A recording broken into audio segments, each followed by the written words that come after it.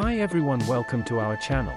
In today's video is about how to fix we can't activate Windows on this device. As we can't connect to your organization's activation server, make sure you are connected to your organization's network and try again in Windows 10.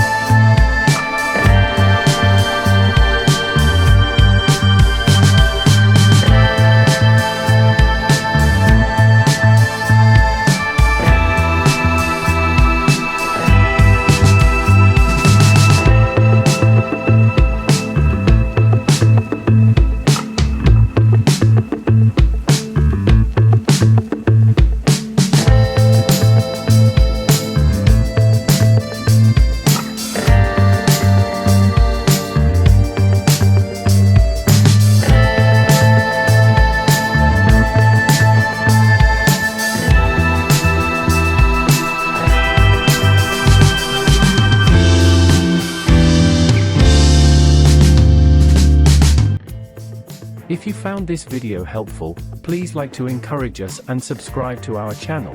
Leave comment and share it with others so they can benefit too.